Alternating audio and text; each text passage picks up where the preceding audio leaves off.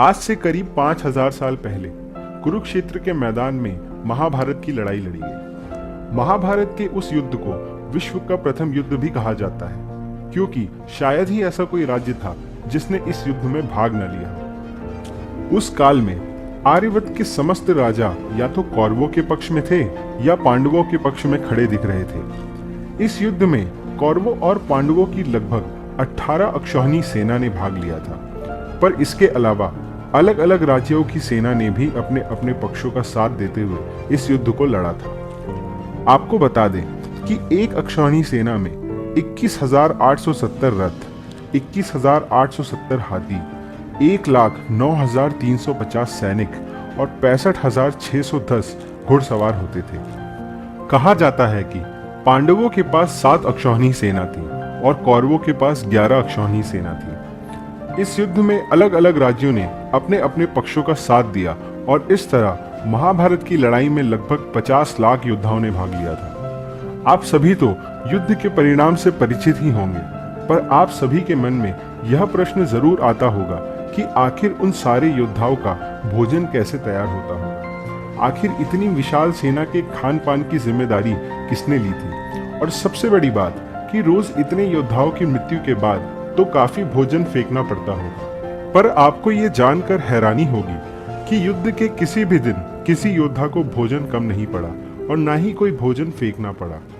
और तो और चौंकाने वाली बात यह है कि युद्ध में उतने ही लोगों का भोजन बनता था जितने की उस दिन उपस्थित रहने वाले हैं। मतलब कि भोजन बनाने वाले को पहले ही पता रहता था कि आज युद्ध में कितने योद्धा वीर गति को प्राप्त होने वाले हैं।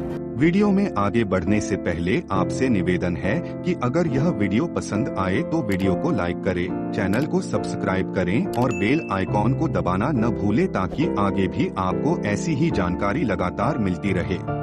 यदि आपने इस चैनल को पहले से सब्सक्राइब कर रखा है तो उसके लिए धन्यवाद। तो चलिए आगे बढ़ते हैं।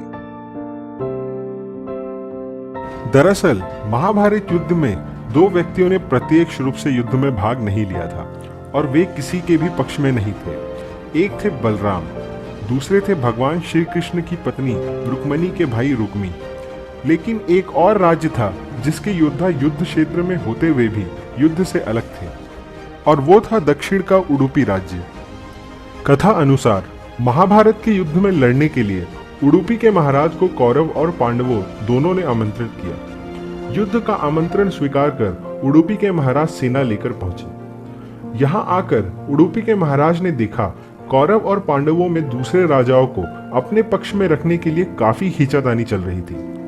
वैसे ही उडुपी के महाराज इस भाइयों के बीच होने वाले युद्ध के पक्ष में नहीं थे और ये खींचातानी देख उडुपी के महाराज ने सोचा कि वह युद्ध में भाग नहीं लेंगे। उडुपी के महाराज बहुत दूरदर्शी थे। वे भगवान श्री कृष्ण को मिले और उनसे कहा कि दोनों ही पक्ष एक दूसरे के खून के प्यासे दिखते हैं, पर क्या ये किसी ने सोचा है कि इतनी विशालकाय सेना के खान पान का प्रबंध भला कैसे होगा? श्री कृष्ण ने कहा, महाराज आपका सोचना बिल्कुल सही है और आपकी बातों से लगता है कि आपके पास जरूर कोई योजना है। महाराज बोले कि सत्य तो ये है कि मैं इस भाइयों के युद्ध को उचित नहीं मानता। इसी कारण इस युद्ध में मेरी किसी भी पक्ष से लड़ने की इच्छा नहीं है। अगर आपकी आज्ञा हो तो मैं कुरुक्षेत्र में इकट्ठी हुई सेना के लिए अपने सैनिकों से भोजन प्रबंध की व्यवस्था करवाना चाहूंगा। भगवान श्री कृष्ण उडुपी महाराज के विचार से बहुत प्रभावित हुए और भगवान श्री कृष्ण ने उन्हें युद्ध में भोजन व्यवस्था संभालने की जिम्मेदारी दे दी। युद्ध में जहां लाखों सैनिक थे और हर रोज हजारों सैनिक मरते थे, लेकिन ना किसी दिन भोजन की कमी हुई और ना किसी दिन भोजन का एक दाना भी फेंकना पड़ा। उडुपी नरेश हर दिन उतने ही लोगों के भोजन का प्रबंध करते जितने वास्तव में वहां उपस्थित होते। यह देख दोनों पक्ष के लोग काफी आश्चर्यचकित हो जाते थे। उन्हें यह समझ नहीं आता था कि आखिर उडुपी नरेश को यह कैसे अनुमान हो जाता था कि अगले दिन युद्ध में कितने योद्धाओं की मृत्यु होगी। उन सब के लिए यह किसी चमत्कार से कम नहीं था। 18 दिन बाद महाभारत के युद्ध खत्म हुआ। पांडव विजय हुए और हस्तिनापुर की गद्दी पर महाराज युधिष्ठिर का राज्याभिषेक हुआ।